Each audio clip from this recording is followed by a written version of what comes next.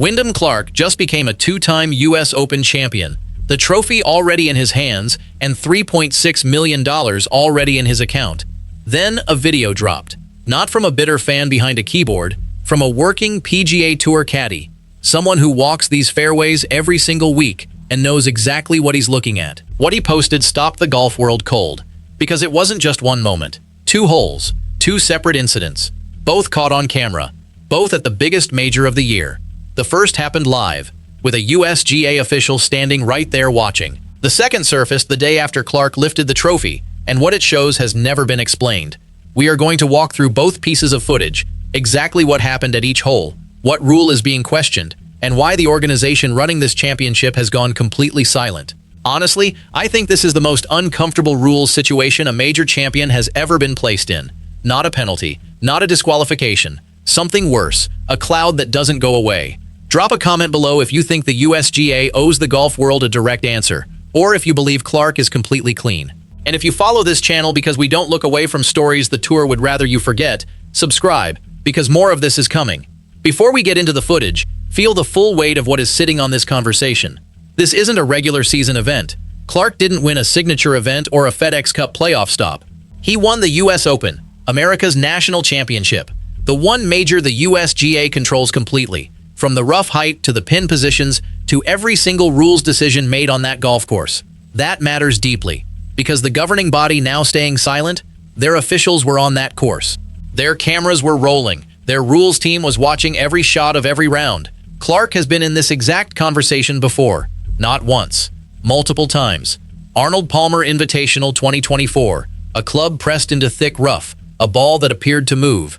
Brandel Chambly furious on live television calling it out directly. Arnold Palmer, 2025, another drop situation that had the golf world split. Pinehurst, 2024, a divot moment that had fans screaming Rule 11.3 violations across every golf forum online. Every single time. Cleared. Clark himself admitted publicly what the pattern had done to his reputation. He told reporters, "I maybe now have to be a little more conscious. You're under the microscope." He knew. He said it out loud. He acknowledged the cameras follow his every move because of what had already happened before. Then came Shinnecock Hills, his second US Open title on the line. The biggest stage of his entire career. Same story, different major, except this time 2 holes, not 1. Now here is something that gets lost in all the noise around this story. The incidents did not both come from angry fans uploading blurry phone footage. One of them happened in full broadcast daylight, on one of the most watched holes of the entire championship. A USGA rules official was standing close enough to see every single movement Clark made. That official watched the whole process, said nothing, and the ruling went Clark's way.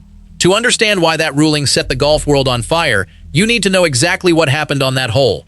Round 3, June 20th. Clark steps onto the 17th tee at Shinnecock Hills, one of the most punishing finishing stretches in major championship golf.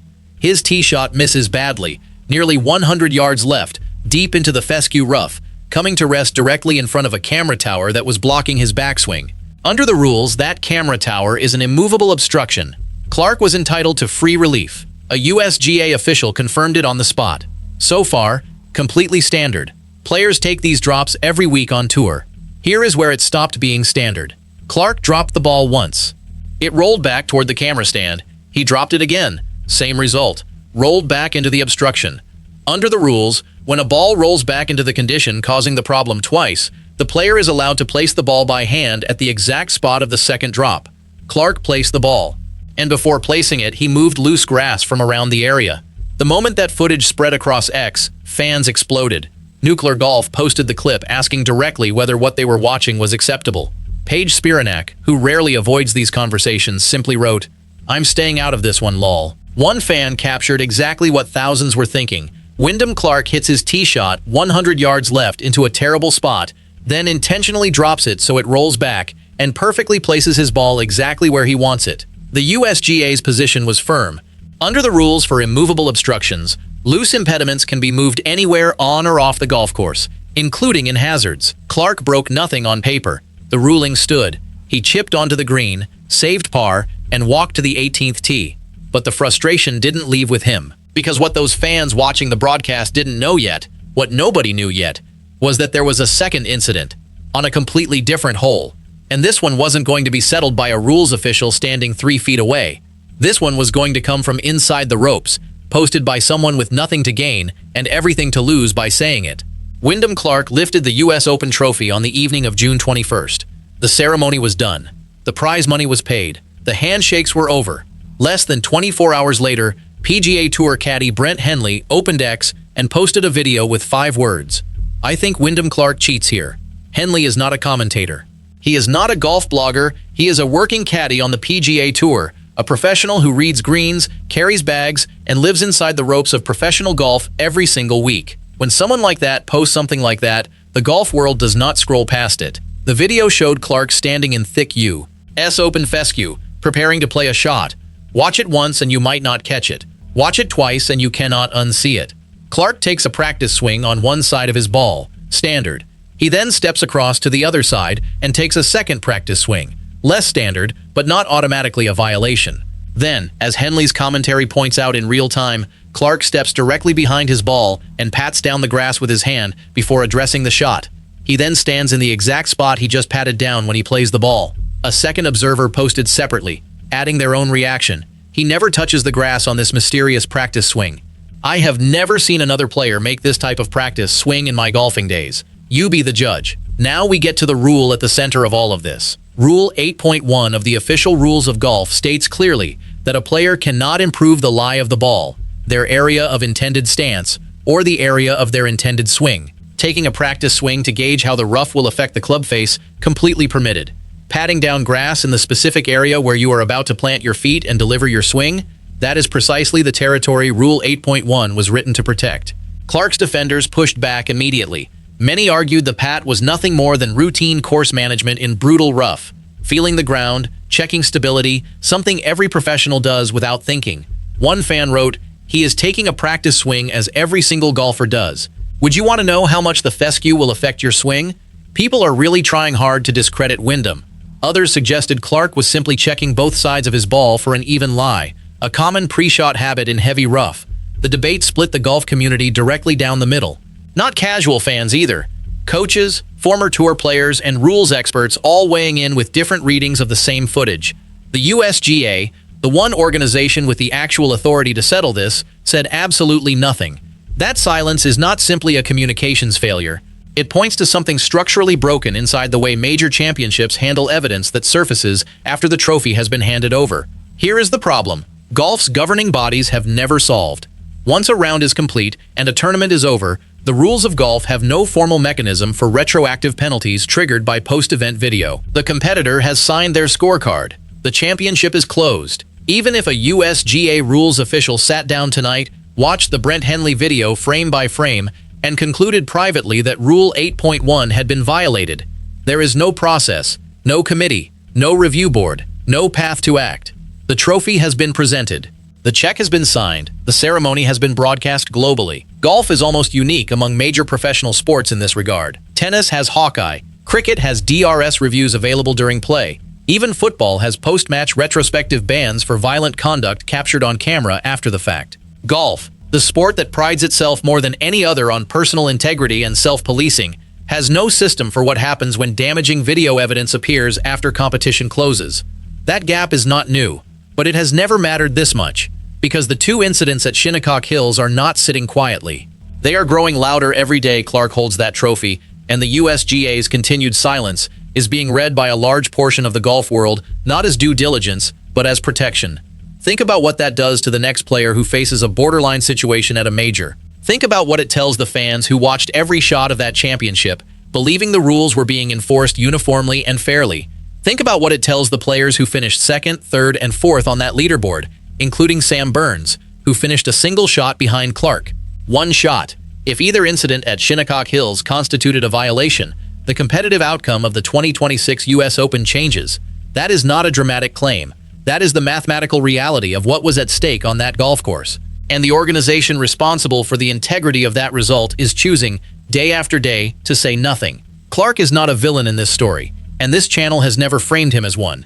He is one of the most talented ball strikers in professional golf. His wire-to-wire performance at Shinnecock was in many ways exceptional. built on precision iron play and a short game that held up under the cruelest conditions the USGA designs. He earned his place in that final group. He made the putts when it mattered. But talent does not close a rules question. Winning does not erase footage. And a pattern? Arnold Palmer 2024, Arnold Palmer 2025, Pinehurst 2024, now Shinnecock Hills twice in the same championship, is no longer a coincidence that can be dismissed round after round with the same outcome. Golf Digest captured it precisely. Clark has developed an unusual gift for finding himself at the center of rules controversies. Not as a perpetrator exactly, but as a recurring presence, cleared every time by the letter of the law. But golf's relationship with its rules, as that piece noted, is less legal than it is something closer to religious. Fans do not require a verdict to form an opinion. They require proximity. And Clark keeps showing up in the wrong room. He knew it too. His own words, "You're under the microscope. Make that clear." He said it before Shinnecock. He understood the weight of every club he grounded, every patch of grass near his ball, every drop he took in front of a camera tower on a Sunday at a major. Yet here we are, 2 holes, 1 championship.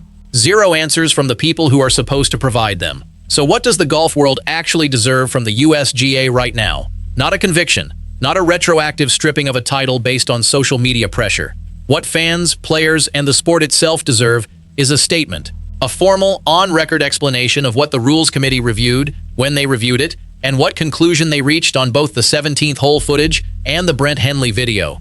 Not a press release buried on a Tuesday afternoon, a real answer delivered with the same seriousness the USGA demands from its competitors when they sign their scorecards. Because right now, every day that passes without that statement, the cloud above this trophy gets darker, and Wyndham Clark, talented, driven, 2-time major champion, is being left to carry that cloud alone, without the governing body he competes under giving the golf world the clarity it has every right to demand. That is the real chaos in this story. Not the footage, not the fans arguing on X. The chaos is institutional. The chaos is a governing body that enforces its rules meticulously on Friday afternoon and then disappears the moment the evidence becomes inconvenient. The 2 videos are not going away. The questions around those 2 holes at Shinnecock Hills are not going away. And until the USGA decides the integrity of its own championship is worth a direct public answer, this conversation will follow the 2026 US Open trophy everywhere it goes. So here is what I want to know from you directly. After everything you just watched unfold, the 17th hole drop, the Brent Henley video, the pattern, the silence, do you believe either of those incidents crossed the line? Do you think the USGA needs a formal post-tournament review process for major championships? And does Wyndham Clark's second US Open title sit cleanly in the record books? Or does it carry an asterisk that only a proper investigation can remove?